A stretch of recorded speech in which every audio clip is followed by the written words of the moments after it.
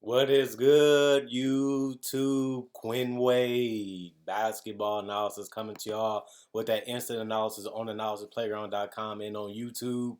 We're going to talk about the Milwaukee Bucks winning 128 to 119. They improved to 22 and 8. They're 8 and 5 in away from Pfizer Forum. They played at Smoothie King Arena, where the Pelicans are 12 and 4 at home now and 18 and 12. One of the best teams in the NBA. The New Orleans Pelicans did not have Brandon Ingram and other guys tonight, but they tried. They held Zion in check.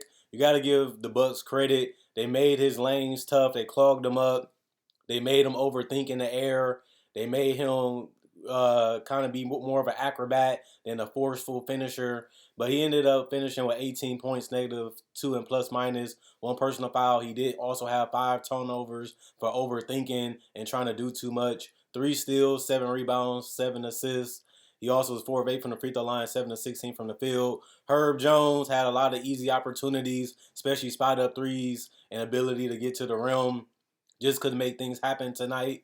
9 points, +7 and plus minus, 5 personal fouls, 2 turnovers, 5 steals, 1 assist, 2 rebounds, 1 of 2 from the free throw line, 2 of 8 from the 3 point line, 3 of 11 from the field. Jonas Valanciunas had the biggest night for the Pelicans, 37 points, +6 and plus minus, 4 personal fouls, 2 turnovers, 5 assists.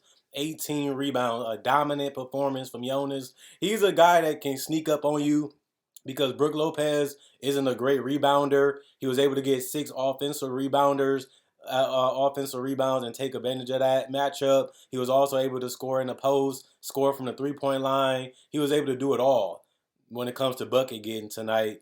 2 of 2 from the free throw line, 7 of 10 from the 3 point line, 14 of 24 from the field. The way he had it going tonight, they didn't need Zion to have a big game just because Jonas was the guy showing them you can add some of these moves to your game, Zion, so that way you don't get injured as much and you don't have to play with so much going to the basket as much. Just mix it up a little bit, make you tougher, harder, and harder to guard, and it makes it more smoother for the offense to guard you too, and that's why you're seeing Zion with 7 assists, especially when you can see more of the defense at the top of the key. It makes it easier for you sometimes, especially when you got the floor spacing that the Pelicans had tonight. Like CJ McCollum also helped with 6 of 10 from the 3 point line. He also was 11 for 24 from the field, 31 points, -3 and plus minus, one personal foul, 3 turnovers. He had 9 assists and 8 rebounds. A patient game again from CJ, just surveying the court, knowing where guys are at, knowing guys are supposed to be, knowing when to score, knowing when to pass. He did an excellent job running the field tonight. He has been an adjustment period for him this entire season. I feel like the game is slowing down for him, and the fact that they don't have Ingram, so they don't have another guy with the ball in his hand trying to make his own shot, made it a little bit easier to get used to. Now we just gonna have to see what happens when Ingram comes back. Trey Murphy, 13 points, -9 and plus minus, one personal foul, 5 rebounds. He also was 6 of 6 from the free throw line, 1 of 3 from the 3 point line, 3 of 6 from the field. Najee Marshall, 3 points, -3 and plus minus, one turnover, 1 assist, 1 assist from the 3 point line, 1 of 6 from the field. Hernan Gomez, 5 points, -12 and plus minus, 3 personal fouls, one turnover, 1 rebound, 1 of 2 from the free throw line, 2 of 2 from the field. Devontae Graham, 0 points, -9 and plus minus, zeros across the board. He was 0-1 from 3, and that was his only field goal attempt. Alvarado didn't give him that feistiness tonight. Didn't really play that much, 20 minutes. Didn't have that much of an offensive force and energetic game that can get the crowd going crazy. He didn't have the defensive plays, didn't have a big three, didn't have no plays that can really stem life into the Pelicans. Although the game was close, even in the fourth quarter, he didn't really have no big plays that really got everybody going fugazi around him. 6 assists, 3 rebounds. He also was 0 of 5 from the 3 point line, 0 of 6 from the field. Dyson Daniels, 3 points, -11 and plus minus, one personal foul, one turnover, 1 assist, 1 of 2 from the 3 point line, 1 of 3 from the field. Also, their team shot 42% from the field, 40% from three, 70% from the free throw line, 44 rebounds, 30 assists, 9 steals, 0 blocks, 15 turnovers, and 20 personal fouls. The Milwaukee Bucks came in as the number one team in the NBA behind Giannis going in a little bit of a slump. Some of the worst performances we have seen from Giannis seemed like he was lost it a little bit. He came out aggressive tonight, 42 points, plus one and plus minus, four personal fouls, two turnovers, one block, one assist, 10 rebounds. So 40 and 10 for Giannis. He also got to the free throw line 22 times. Just was just relentless getting to the basket. He was resilient. He really wanted to get to the basket tonight, and nothing was going to stop him. He did it better than Zion can do it.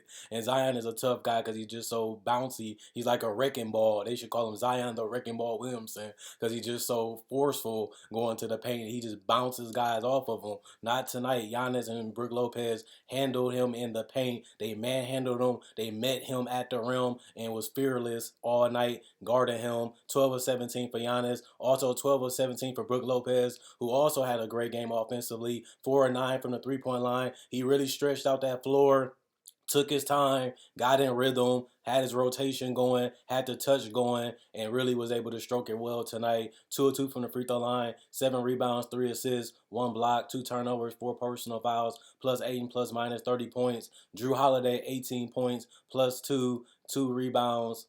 2 personal fouls, 3 turnovers, 1 block, 2 assists, 11 assists, so 18 and 11, a double-double also for Drew Holiday to go along with Giannis. He also had 4 rebounds, 4 of 4 from the free throw line, 2 of 6 from the three-point line, 6 of 12 from the field. Grayson Allen, 6 points, -4 and plus minus, 1 personal foul, 1 turnover, 1 steal, 2 assists, 5 rebounds, 0 of 3 from the three-point line, 3 of 6 from the field. This is a solid game from him. Marjan actually got the start tonight, another one in his rookie season, 6 points, plus 6 and plus minus, 2 turnovers, 1 steal, 1 assist, 3 rebounds, 2 of 4 from the three-point line, 2 of 4 from the field. Big Bobby Portis didn't have the impact he usually have in games, especially this season. Has been one of the best six-mans this year, a double-double machine that ended tonight, 4 points, plus 11 and plus minus, 1 personal foul, 1 turnover, 1 assist, 4 rebounds, all 1 from the three-point line, 2 of 5 from the field. Javon Carter, 8 points, plus 3 and plus minus, 3 turnovers, 1 block, 3 steals, 3 assists, 5 rebounds, 1 of 1 from the free throw line, 1 of 4 from the three-point line, 3 of 8 from the field. Wesley Matthews, 3 points, plus 7 and plus minus, 4 personal fouls, 1 assist, 1 rebound, 1 of 1 from the three-point line, 1 of 1 from the field. Pat Connaughton gave them a lot of shooting off the bench, something that they lack is spacing and shooting sometimes, and he was able to fill that void tonight. 11 points, plus 9 and plus minus, 3 personal fouls, 1 block, 1 assist, 4 rebounds, 1 of 2 from the free throw line, 2 of 5 from the three-point line, 4 of 7 from the field. Joe, Jingling Joe, it was good to see him healthy. It's good to see him in a Bucks jersey. They need more shooting. They need more size. They need guys that can play make and help the bigs out.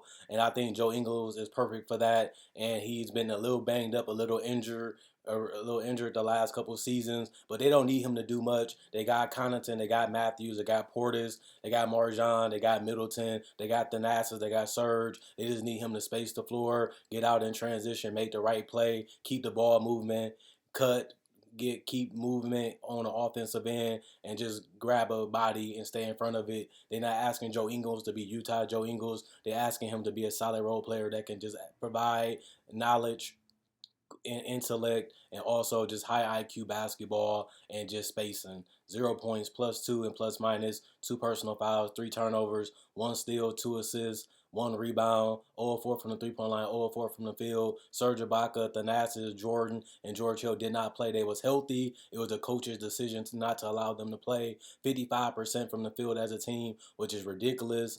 32% from 3. They still not getting the 3-point shots to go in. They shot 43s and only made 13 of them. That's not a good percentage if you want to beat the elite teams. That's the biggest concern for the Bucks. Still, to me, 80% from the free throw line, which is great, especially considering that Giannis has improved there. 44 rebounds, 26 assists, 8 steals, 5 blocks, 17 turnovers, 21 personal fouls, and that was about it. A great game from the Bucks, a game that they needed to win to keep the Celtics at their heel. The Celtics thought they was going to run away with it. They thought it was going to be their season, but I always said it's the Bucks and it's the Celtics. Those are two best teams in the NBA. I still favor the Celtics because they can shoot. And I like their depth. Their role players come to play just a little bit more than the Bucks do. Sometimes they have hit or miss games, a lot of inconsistencies, but the season can fix that. The buyout season can fix that. The trade deadline can fix that. This team nucleus and their core is intact, and they're special, and they're monstrous defensively. They're big, they're quick, they're roamy, and they have guys that can make plays and correct plays on both ends of the court. And they're a veteran team that know how to win. They know what it takes to win. And the team that won the title, coach is the same, nucleus the same. They just interchange some pieces on their bench and their role players and added a little bit of touch of youth, and that's about it that they did. And I think that that's why they're a championship team. They kept it the same. They stayed them. They knew what made them great. They knew what made them amazing, and they knew what made them one of the best teams in the league. They didn't stray away from it. They didn't try to go too far away from it. They just wanted to improve on it, build upon it, and modernize it a little bit more 2 years later, and we'll see if it works. Other than that, continue to like, continue to subscribe. We're almost at 7,000. I want 7,000 for Christmas. Hopefully, y'all can get me there before there. We're barely there. We're only about 770 subscribers away. We can get that done in like 2-3 days. We've been going up like 200 plus a day. So thanks for that. Check out my podcast, analysisPlayground.com, on Google and Apple Podcasts. Also, check out my merchandise that will be on my Facebook page, and also you can check that out on my Twitter and Instagram if you want to see how I look, and then message me. You can hit me up on social media, click my channel. You can have all my socials there. Pick the one you want to follow me on, is your choice. Y'all been doing good on that. Thanks for following me. Thanks for checking me out. Thanks for the support and the love I got for the last 10 years. YouTube, we've been going strong. Let's get to 7K before January 1st. We're almost there. Breakdowns coming. I'm working on those. I got them coming up in January. Big things popping this year. Already closing it out with over 100 videos turned in less than 2 months. Trying to go for at least 150. Why not?